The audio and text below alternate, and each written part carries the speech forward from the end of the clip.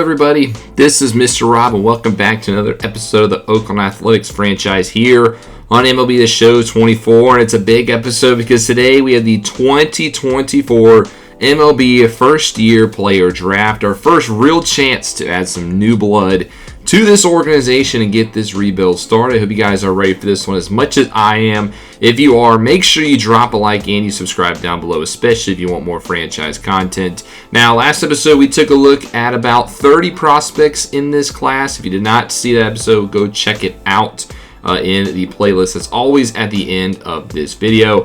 But we had the fourth pick today, so a good chance to get this one and get a good prospect for our organization. So let's not waste any more time. Let's get into the actual draft, where you can see the Cleveland Guardians are the first team on the clock, followed by the Reds and the Rockies. And with the first pick in the 2024 MLB draft, the Cleveland Guardians select Edmund Smart, a left fielder who is a very good pick. You know, he was a consensus top 5 player, you can see, out of Florida State by way of Cuba. And the Guardians will add a nice bat to their lineup. Consensus top 3. Can also play outfield and first base if needed. With the second pick in the 2024 MLB draft, the Cincinnati Reds select Derek Siebel, a right fielder from Penn State. Another guy that was expected to go in the top 5. You know, he's dominated in college ball, and the Reds get themselves a good outfielder in their lineup. With the third pick in the 2024 MLB draft, the Colorado Rockies are on the clock, and we get our first real shocker of the draft. They take first baseman James Sutton, who you can see we did not scout, but a lot of people have him ranked in the 40s. The Rockies picked him at number 3. So they go with the 18-year-old here, and a very big surprise to a lot of people. There's a lot of good talent that's still all available. I'm considering Mike Castillo, Robbie Martin, Gary Weber. But the Rockies go with first baseman James Sutton. We'll have to see how that does once we can figure out what the prospects look like. But the top 3 are off the board. It's now our turn to pick in this draft. And, well, in my opinion, we got a little bit of a gift, because the top player on our board, I did not think would be at this spot. I've had my eyes on Robbie Martin. I just did not think he'd fall to number 4, a shortstop from the University of Georgia who's dominated with his bat. He's got great speed. We scouted him 60%, pretty sure on him. And he's fallen into our lap here at number 4, and I think we'd be foolish to pass on him. So with the fourth pick in the 2024 MLB draft, the Oakland Athletics select Robbie Martin, shortstop out of Georgia. We get our first big prospect here in this organization. Honestly, he should fly through the minors next year. I don't think we'll wait a lot of time to see Robbie Martin. Nick Allen's been playing shortstop for us, and he's been okay. But Robbie Martin might have all the tools to be the next offensive weapon here for Oakland.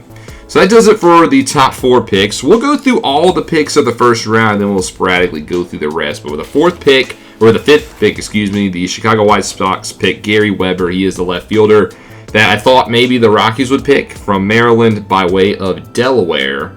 He goes number 5. At 6, the Royals, they add a second baseman and Ernie Kim.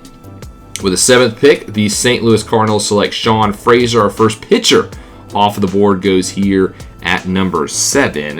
And then with the 8th pick, Los Angeles Angels select Ralph Sable. So back-to-back pitchers now go here in the first round. With the 9th pick, the Pittsburgh Pirates are on the clock, and they take Roberto Gonzalez, second baseman.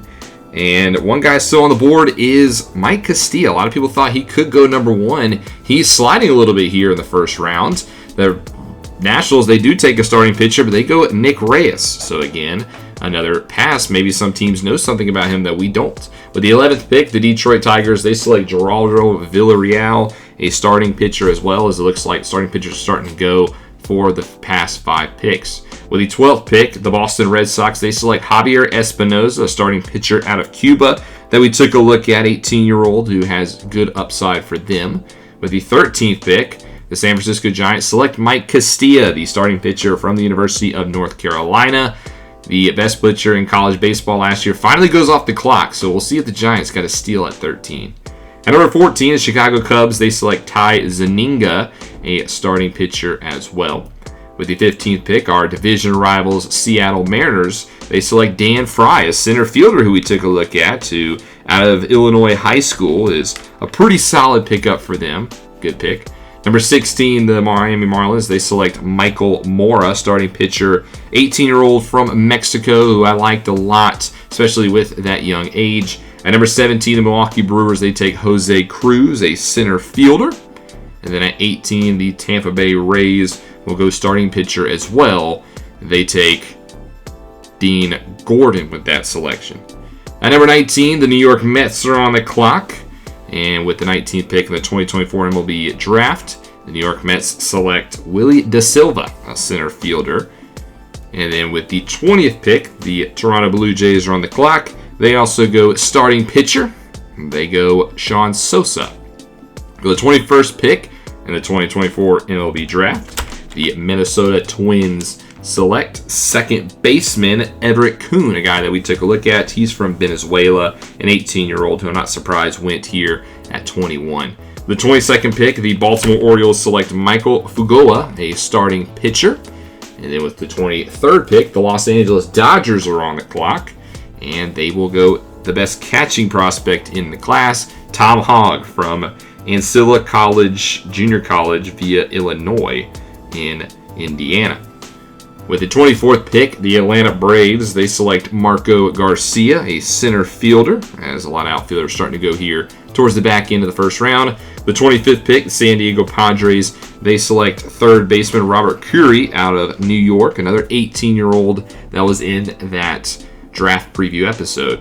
With the 26th pick, the New York Yankees on the clock, they take Giovanni Hogg, a third baseman. And then with the 27th pick, the Philadelphia Phillies in the 2024 MLB draft, they take Andres Gonzalez, who I liked a lot, a left fielder, also from Illinois High School, actually teammates with Dan Fry, who went to the Seattle Mariners. Our last division rival is on the clock, 28th pick, and the Houston Astros select Ezra Aguero, a second baseman to maybe potentially one day succeed Jose Altuve. With the 29th pick, the NL pennant winner Arizona Diamondbacks select Edgar Gonzalez, a right fielder, the top right fielder in the class from Mexico by way of California. And with the 30th pick, the defending champion Texas Rangers select Ken Yu, a closer. So that does it for the first round picks. We won't go through every other pick in the draft, but just the ones that we kind of highlight the players, like the Guardians taking Domingo Rosario at pick 35. He was a guy that we took a look at, a closer from Iowa. And then with the 38th pick, we see the Kansas City Royals. They take Blake Grady, the other closer from the Big Ten, going from Michigan. So that brings us back on the clock here at pick number 39. And we have a chance to add another key player to our organization. We took shortstop Robbie Martin in the first round. And there's a lot of good talent still on the clock here at pick number 39. The top guy on the board is Angelo Jaquez, who, in our opinion, could be the biggest steal. They were projected top 10 talent for us, as far as our scouts say. Now, this would be a great pick here, but I do think we can wait on it. We're going to run the gamble with him. We're not going to take Jaquez yet. I thought about going starting pitcher Alonso Merrifield, if you wanted to add somebody on that side, as well as Robbie Francisco, another guy who could be a potential steal for us. But I'm going to go back to the position players. We added a second baseman. Let's just get our middle infield of the future. And so with the 39th pick in the 2024 MLB draft, the Oakland Athletics are going to take Richie Beats, a shortstop out of Arkansas. A little bit of a gamble. We don't have a lot of scouting on him, but he does look good. You know, dominated in the SEC for a couple of years in college ball. But, you know, with that 10%, he could be, you know, a C potential guy, and we could have reached here at pick 39. But we're trying to get our middle infield of the future. So with the 57th pick, the Milwaukee Brewers select Miguel Hinojosa, who is a center fielder from Washington by way of Venezuela. And then we see here at pick number 64, the Arizona Diamondbacks on the clock. They take Sean Averill, another center fielder from NC State's transfer from Pittsburgh. Go into competitive balance round B now, where the Milwaukee Brewers continue their good draft. They take Alonso Merrifield. I was eyeing him up maybe at pick 73 for us. And the Twins 2 pick later at pick 69, they take Ramon Chavez, a first baseman from the Dominican Republic. So with all the first basemen off the clock, we come here at pick 73, and I think this is time to pull the trigger. We've taken 2 quote-unquote shortstops, even though I think we will move Veach maybe to second base. But Angelo Jaquez, still draft rank 96, but I don't think we wait on him anymore. So we take him here at the 73rd pick, Angelo Jaquez. We'll see if that is really a steal, but our scouts really like him, and we're hoping that they did not lie, and we can get a good pick here.